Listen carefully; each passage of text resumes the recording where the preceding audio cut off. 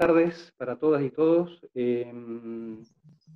Hoy tenemos como, digamos, concepto fundamental el concepto de pulsión.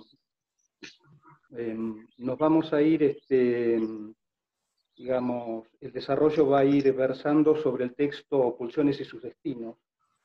Yo tengo las preguntas que fueron haciendo ustedes. ¿Se escucha bien ante todo? Sí, sí. ¿Las compañeras me escuchan? Sí, profe. Bueno.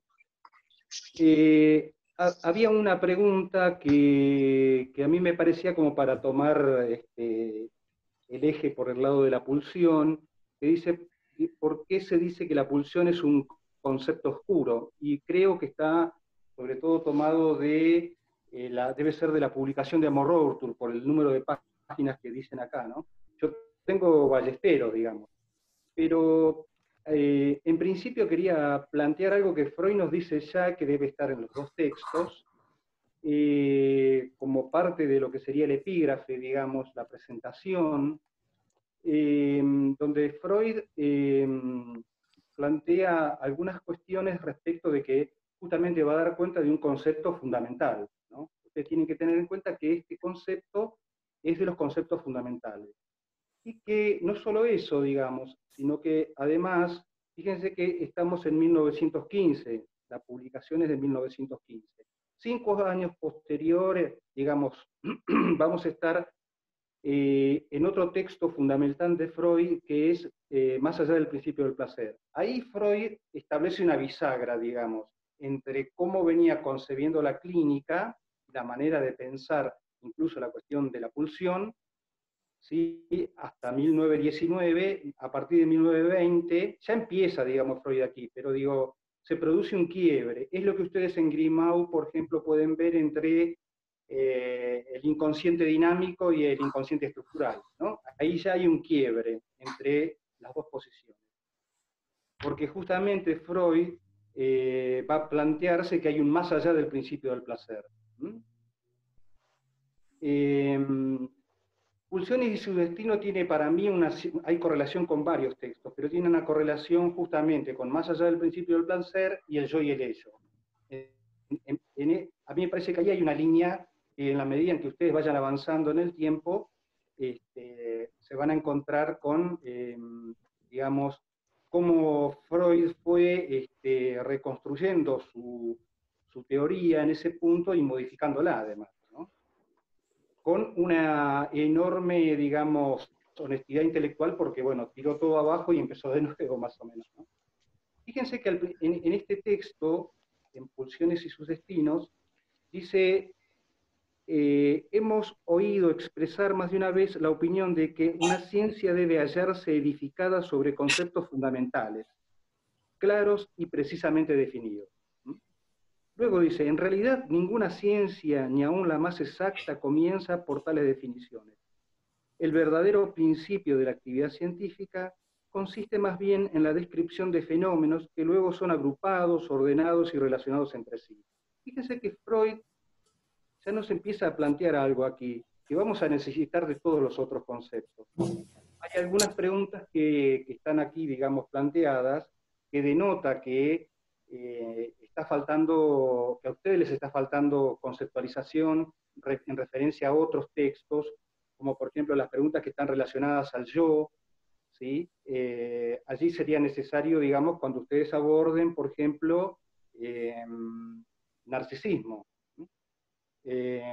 o el texto sobre la represión. O sea, hay una serie de textos que van a ser necesarios para poder ir también a la par, pudiendo producir un acercamiento respecto de la pulsión, ¿no? Las pulsiones. En otra parte dice, al principio han de presentar cierto grado de indeterminación y es imposible hablar de una clara delimitación de su contenido.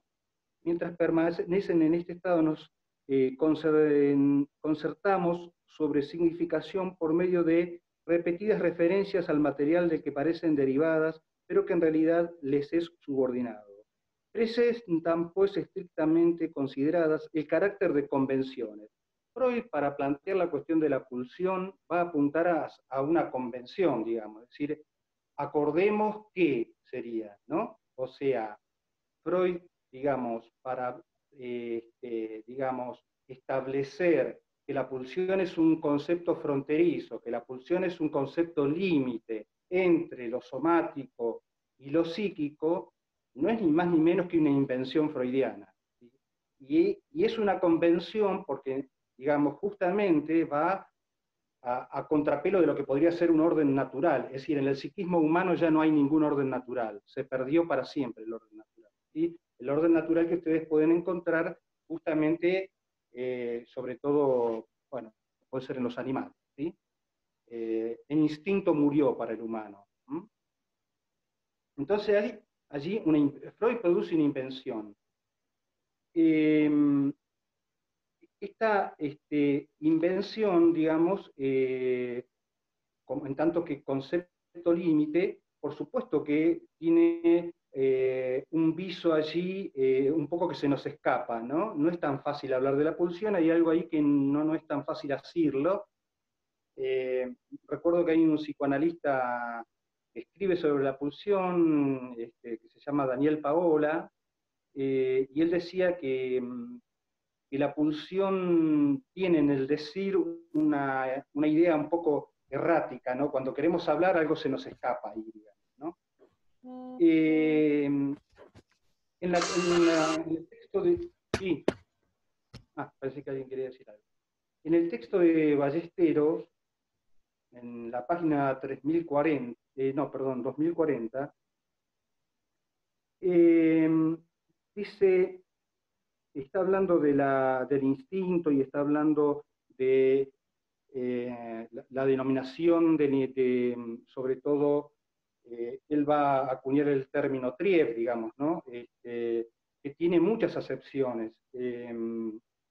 Por ejemplo, una de las acepciones es deriva, que es un término que sobre todo Lacan prefiere, digamos, en la relectura que hace de Freud, pero bueno, Erika lo tiene más claro esto, ¿no? De el término trieb, pulsión, tiene muchas acepciones, Una vez, incluso está tomado de la filosofía, está tomado de la física, sí. no, que alguna vez rastreé un diccionario de filología de los hermanos Grimm, esos que hacen cuentas para Sí. chicos, que son de la época de Freud, y aparentemente Freud se manejaba con este diccionario. Mira. Y, y tiene la palabra trieb, no sé, pero tenía 18 columnas de acepciones. Uh-huh. Con lo cual es imposible de traducir, lo más oportuno hubiera sido dejar trieb, me parece, en lugar de instinto o pulsión o lo que fuera. Y algunas palabras, digamos, algunas de las acepciones tienen como un sentido más biológico. Recuerdo que una de las acepciones es brote, por ejemplo. Bueno, brote, deriva, instinto, pulsión, hay una cantidad enorme. En un momento dado Lacan prefiere el término deriva porque dice que pulsión en sí mismo queda muy ligado al empuje, que es Exacto. uno de los elementos de la pulsión, ¿no? Al empuje, a la presión. Porque deriva da idea de que puede derivar, digamos, ¿no? Si se quiere, está un poco suelta, digamos, ¿no? Claro, que no hay camino preestablecido. Que no hay camino preestablecido. En ese Porque en sentido todo también... caso... Sí. No, digo que en relación al concepto de pulsión, lo que por ahí Lacan le critica a Freud es, digamos, el esquema del arco reflejo, donde parece que, digamos, hubiese una dirección para la pulsión, ¿no? Y cuestiona también esto que decías vos, Edgardo, de la fuerza como, o la perentoriedad, o como energía, como lo quieras llamar, como lo propio de la pulsión. Hay otro término ahí que toma otro párrafo más que otro término. Dice, la pulsión, en cambio, no actúa nunca como una fuerza de impacto momentáneo, como puede ser, por ejemplo, en otra, qué sé yo, en la especie animal, por ejemplo, donde la copulación se establece a partir de que el animal entra en celo, podríamos decir, ¿no? Él dice, por el contrario, que la pulsión en el humano es una fuerza constante. Esto es muy importante también tenerlo en cuenta, este, ya que el hecho de que sea también una fuerza constante la saca del estatuto biológico a la pulsión, porque si la pulsión está ligada a cuando, por ejemplo, el animal entra en celo, tendría una función de procreación, ¿sí? Digamos, de concebir para continuar la especie. En el humano, en ese punto, se recorta, digamos, la pulsión en referencia a lo que es el instinto como totalidad. El instinto sí es total, y la pulsión en ese caso pasa a ser parcial, ¿sí? A partir de aquí, digamos, tenemos que hablar de, en referencia a las pulsiones como pulsiones parciales.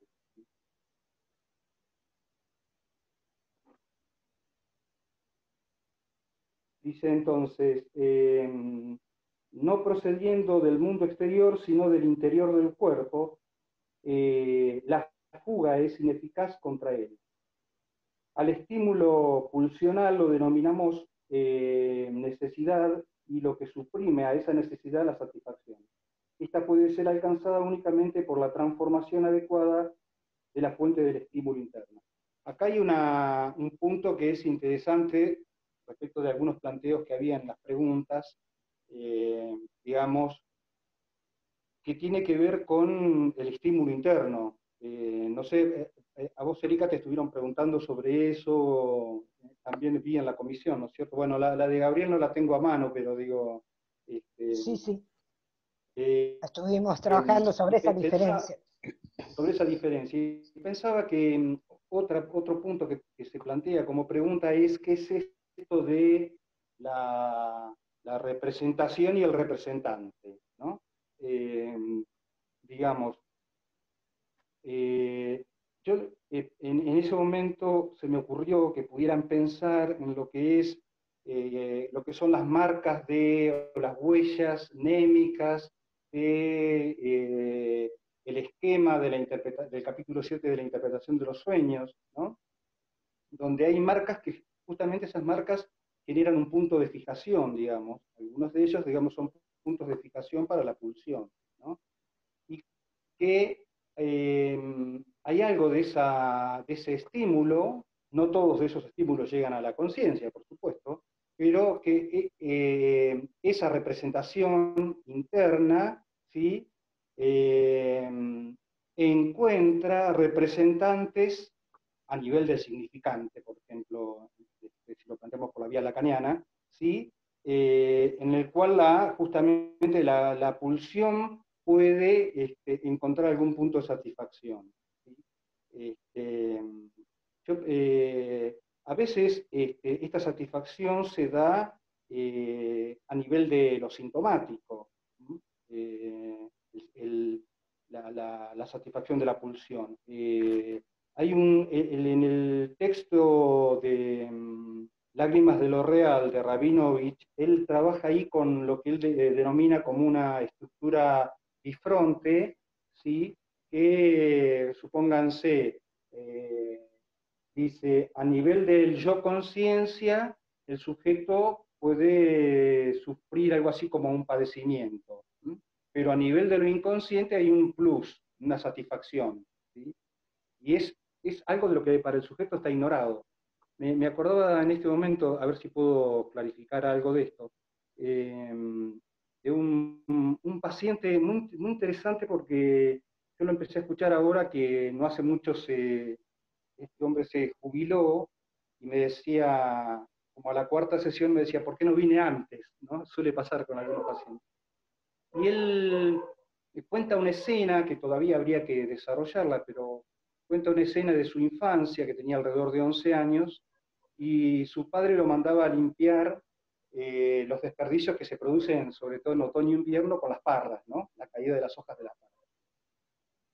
Y entonces él, en ese momento, cuando le tocaba limpiar, porque él se sentía muy chico para semejante trabajo, porque era mucho, un parral enorme era, ¿no? Tenía que sacar, acumular. Y entonces él decía que bueno, que llegó a odiarlo a su padre, ¿no? Con toda esa cuestión que tiene, ustedes ya vieron en Pulsiones y su destino, el odio y el amor, ¿no? Este, y curiosamente, o no tan curioso, este hombre, digamos, empieza a poder hablar y abrochar algo que nunca había abrochado, y es que él con el tiempo se hizo alcohólico, ¿no? Digo, pensando en la cuestión de las parras y las uvas, ¿no? Alcohólico de vino además, ¿no?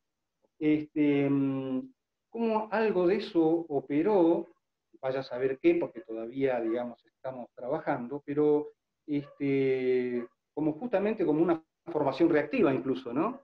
Eh, eh, pero digamos, donde la posibilidad de poder ir poniendo en palabras esto, porque esto es otra cuestión que acontece con la pulsión, ¿no? Porque uno decía, bueno, si el circuito ya está programado, digamos, programado entre comillas, quiero decir, si el circuito se establece, eh, ¿qué intervención podríamos tener nosotros para que ese circuito deje de pasar por los mismos lugares, ¿no? Eh, bueno, ahí justamente el trabajo es sobre esas marcas, ¿no? Sobre esas huellas a nivel de lo inconsciente que aparecen cuando aparecen las formaciones del inconsciente, que aparecen cuando aparece un síntoma. Bueno, eh, después hay otra pregunta que establecieron por aquí, tenía que ver con qué son las pulsiones yoicas, libido del yo. Bueno, yo pensaba, no sé qué crees vos, qué creen Gabriel Erika, pero me parece que hay muchas de estas preguntas que pueden ir clarificándose cuando abordemos textos como Introducción del Narcisismo, Estadio del Espejo, ¿no? Porque son textos donde justamente en la introducción del narcisismo, sobre todo, que es un texto de Freud, aparece esta cuestión de que, bueno, hay una parte de la libido, ¿sí? Digamos, recae sobre el yo del sujeto, digamos, o en todo caso el yo es autoerótico allí. Y viene justamente, porque hasta ahí no habría yo, justamente el narcisismo, lo que plantea Freud allí es que establece para ese cachorro humano lo que él denomina como un nuevo acto psíquico, que es ni más ni menos que la constitución del yo. Y la constitución del yo implica también, pensemos en un niñito pequeño, implica que ahí, fíjense que en el texto Pulsiones y su destino, digamos, sobre el final, cuando trabaja la cuestión del yo y, digamos, la cuestión sexual, ¿sí? Él va estableciendo como que fíjense que si uno piensa en un niño pequeño, es el otro de la función materna, por ejemplo, quien va estableciendo determinados diques, que son una manera de algún modo protegerlo, porque un dique no es ni más ni menos que eso, digamos, una manera de protección, de contención, para que este universo de las pulsiones con las que se encuentra un niño al nacer, digamos, no hagan que perezca, por ejemplo, ¿no? Entonces, es el otro, digamos, en términos más lacanianos acá, pero digo, porque es necesario apelar a Lacan aquí para hacer otra lectura, y es quien, de alguna manera, le permite al niño, a través de estos diques, ir accediendo, ¿sí? De manera gradual, ¿sí? a la sexualidad y protegiéndose de los embates de esto. Entonces, entre las pulsiones del yo, que están al servicio de protegerlo al yo, ¿sí?